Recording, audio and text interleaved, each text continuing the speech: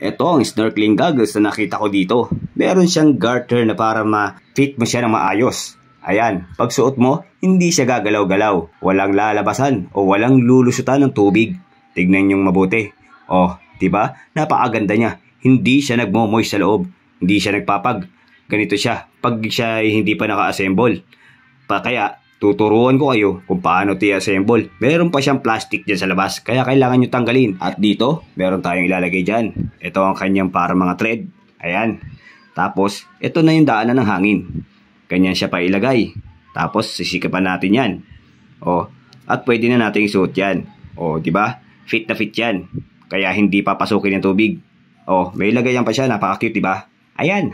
Makikita nyo. Perfect na perfect to kung magbi-beach kayo ngayong summer. Oh, kaya yung drawing yung plano, kulayan nyo na. Mag-order ka na nito para siguradong magagamit mo to. Kasi pag hindi kayo nag-order nito, siguradong hindi nyo maipopost na mag-snorkeling kayo sa beach. At kung meron kayong ganito, siguradong makikita mo na ang gusto mo makita sa ilalim. O, di ba? Picture perfect yan. O, pag na-experience mo to, sobrang saya siguro ng summer mo. O, nasa iyo labag yan ha.